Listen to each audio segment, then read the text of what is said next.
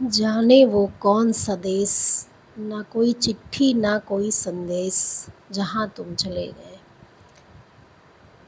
तो आज ये कहते हुए बहुत कष्ट हो रहा है, बहुत दुःख हो रहा है, मन बहुत भरा हुआ सा, बहुत व्यथित लग रहा है।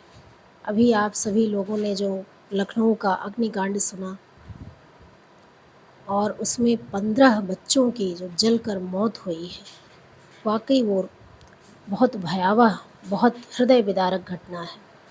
और आप कल्पना करके सोचिए कि जो बच्चे हमारे ज़िंदा जले हैं, वो अपनी जान को बचाने के लिए कितना चीखे होंगे, कितना चिल्लाए होंगे, लेकिन शायद नियति को कुछ और मंज़ूर था।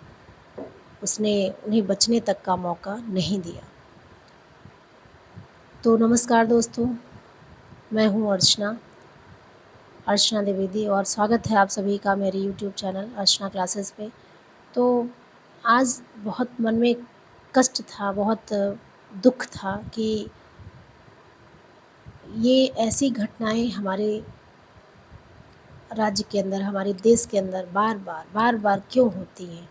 हर जगह इतनी लापरवाही क्यों बरती जाती है? अगर वो बच्चे शायद अगर वहाँ का सारी जो नियम था, जो सारी चीज़ों को वो फ़ॉलो करना जो नियम बनता था वो किया गया होता प्रशासन द्वारा या वहाँ के जो व्यवस्थापक थे, जो वो 3 मंजिला इमारत जिनका था, जो सारे मैनेजमेंट को जो देख रहे थे, एटलीस्ट सारी ज़िम्मेदारियाँ सरकार की ही नहीं होती हैं, कुछ हमारी भी होती हैं, जनता की भी होती हैं और कदम-कदम पे हमें बचाने के लिए सरकार नहीं आएगी, हमें खुद ही जागरूक होना पड़ेगा। तो जैसा कि न्यूज़ से पता चला है, लोग कह रहे हैं कि एमसीवी बहुत दिन से संकेत दे रही थी और अगर उसको समय रहते हुए सही किया गया होता तो शायद शॉर्ट सर्किट नहीं होता, क्योंकि आग शॉर्ट सर्किट से ही लगी है।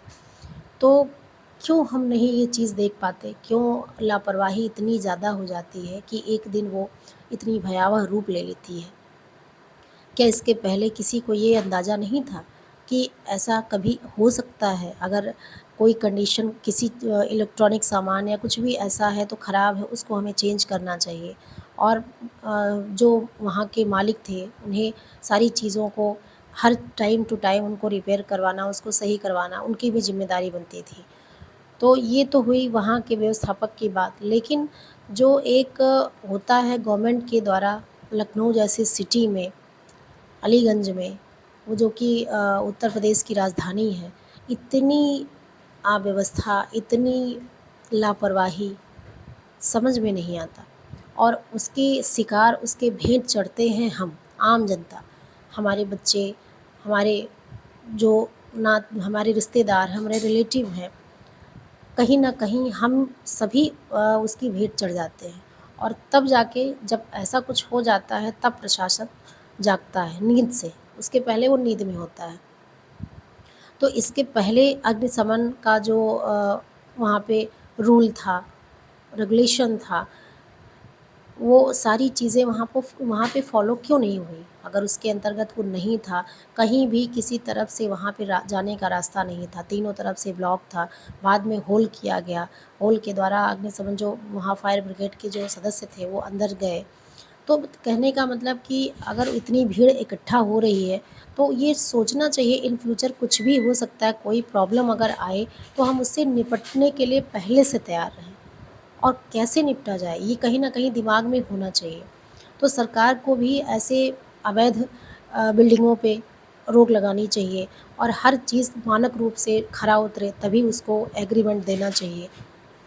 और अपना जो भी आप बिज़नेस करते हो, पैसा तो आप ले रहे हो, सरकार को भी टैक्स मिल रहा है, सरकार को भी लाभ हो रहा है हर चीज़ का और बीच में बलि कौन चढ़ते हैं? हमारी हमारी जनता, हम लोग बलि चढ़ते हैं, हमारे बच्चे बलि चढ़ते हैं। वो जिन अभिभावक के बच्चे वहाँ पे रहे होंगे या जो 15 घरों के चिराग बुझ गए, आज उनसे जाके पूछिए, उनके क्या हाल होंगे? कैसे वो अपने आप को सँभाल रहे होंगे? किस तरह अपने आप को समझा रहे होंगे? वो जो 18 से 24 साल के बच्चे जिनकी नई-नई शुरुआत होने वाली थी, जो हमारे देश के लिए क्या कुछ नहीं करते, उनका एक सुंदर भविष्य होने वाला था। कितना सपना देखा होगा उन बच्चों ने, कैसे-कैसे सोचा होगा, हम ऐसे करेंगे, हम वैसे करेंगे, और अपने उसी सपने को साकार करने के लिए वो रोज़ उसी ट्रेनिंग सेंटर में आते थे, रोज़ कोचिंग में आते थे, रोज़ उसी चीज़ों के लिए वो आते थे। उन्हें क्या पता था कि इतना बड़ा अग्निकांड जो होने वाला है, उन्हें क्या पता था कि उनकी ज़िंदगियाँ जलकर स्वाहा हो जाएँगी। तो शायद ये, और उसके बाद अगर आग लगने के बाद पूरे 45 मिनट बाद अग्निशमन आता है वहाँ, तो अगर वो जल्दी अवेलेबल होता तो शायद इतने बच्चे ना मरते, शायद कुछ को बचाया जा सकता था। चूँकि आग तो बहुत भयावह थी, तीनों मंजिलों में आग लग चुकी थी, शॉर्ट सर्किट से बताया जा रहा आग लगी थी। लेकिन अगर समय रहते वहाँ फायर ब्रिगेड पहुँचा होता, अग्निशमन पहुँचा होता, तो ज़रूर उतने बच्चों की जान ना जाती। और सोच के देखिए कि उन बच्चों कल्पना करिए कि उन बच्चों ने क्या कुछ नहीं किया होगा अपनी जान को बचाने के लिए। अपने भाई कौन चाहता है कि मेरी जान जोखिम में या मैं मर जाऊँ? कौन चाहता है? कोई नहीं चाहता। हमारा हम सिहर उठते हैं ऐसा कुछ कल्पना करके, तो सोचिए जिसके ऊपर वो बीती होगी।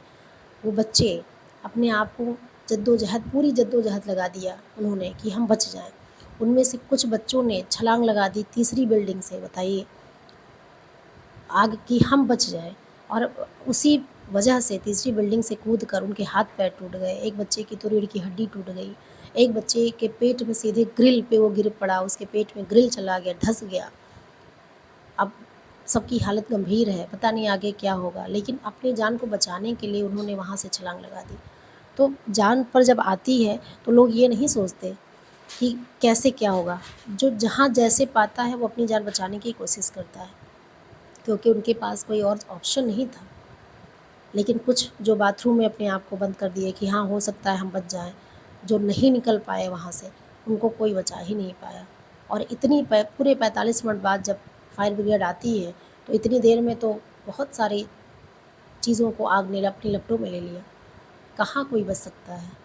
तो वो 15 बच्चे जो जिनके घरों के चिराग बुझ गए, उनको वापस कौन करेगा? सरकार मुआवज़ा दे रही है, जो भी 1 लाख 2 लाख, लेकिन क्या उनके घरों के चिराग को अब लौटा पाएगी?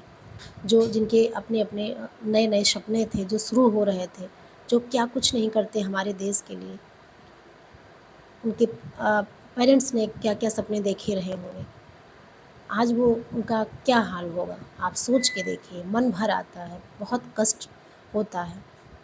और शायद इसी वजह से आज के बच्चे हैं, उनका भरोसा गवर्नमेंट से उठता जा रहा है। किसी पर भी हमारी सरकार खरी नहीं उतर रही है। और ऑफ़लाइन कोचिंग या ये सब चीज़ें जाने से बेटर बच्चे आज समझ रहे हैं कि ऑनलाइन घर पे ही बैठ के बच्चे अपनी तैयारी कर रहे हैं।